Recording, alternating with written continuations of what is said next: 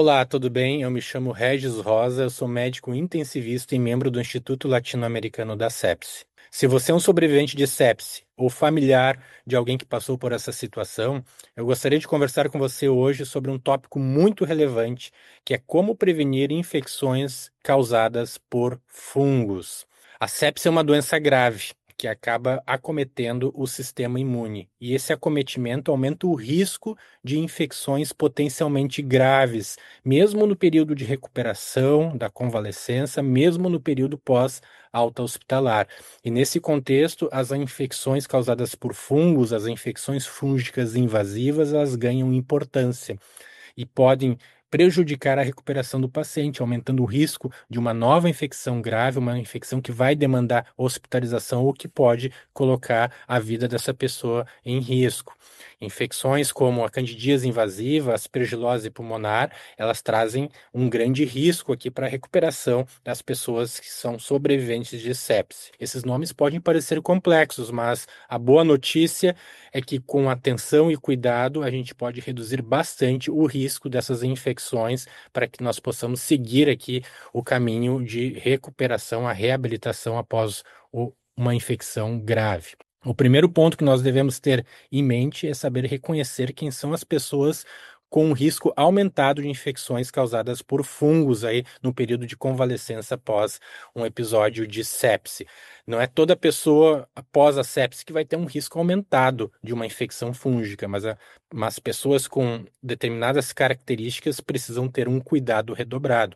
Essas características incluem, por exemplo, necessidade de uso de longos períodos de antibiótico durante a internação ou múltiplos antibióticos, pacientes que necessitaram de longos períodos de internação, especialmente internação em unidade de tratamento intensivo, pacientes que necessitaram de cirurgia abdominal, pacientes que necessitaram do uso de sondas, catéteres, drenos, pacientes que necessitaram de uso de nutrição parenteral, que é aquela nutrição administrada através de uma veia, pacientes que necessitaram também aqui de longos períodos de ventilação mecânica, pacientes que apresentam doenças que podem reduzir ainda mais a imunidade, como, por exemplo, um diabetes, especialmente um diabetes descompensado, câncer, HIV, pacientes transplantados ou pacientes que possuem doenças imunes que também podem reduzir ainda mais a atividade do seu sistema imune. A gente também tem que ter em mente que pessoas que usam medicamentos que acabam reduzindo a imunidade, como medicamentos imunossupressores, como corticosteroides ou quimioterapia, também têm esse risco aumentado aqui de infecções fúngicas invasivas. E como prevenir?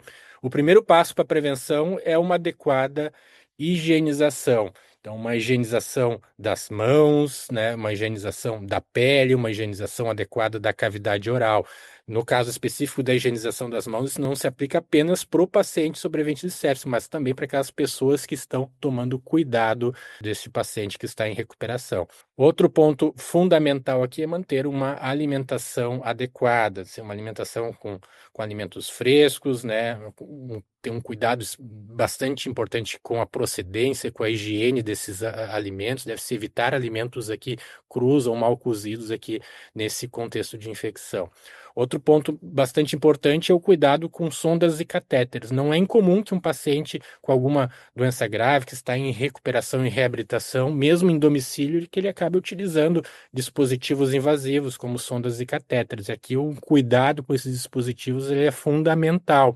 Então deve-se seguir à riscas as orientações promovidas aqui pela equipe de saúde, equipe assistencial. Deve-se evitar a manipulação desses dispositivos sem uma adequada orientação e cuidar, especialmente no caso de catéteres e drenos aqui, a presença de sinais inflamatórios, quando a pele fica vermelha, quando começa a sair secreção, especialmente aquela secreção purulenta, assim, pelo orifício do catéter, isso deve levantar a suspeita de infecção e a equipe de saúde deve ser contactada imediatamente.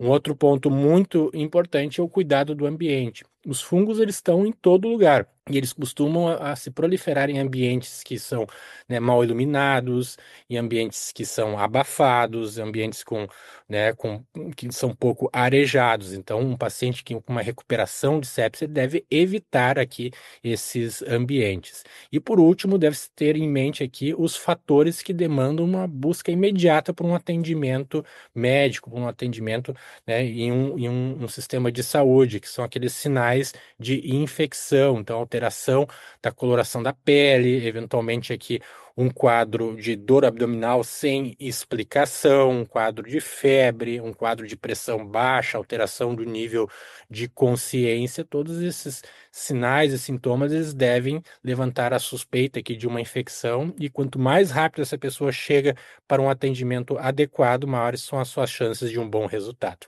Bom, espero que essas dicas aí possam ter ajudado vocês aí a prevenir infecções fúngicas. Obrigado e até a próxima.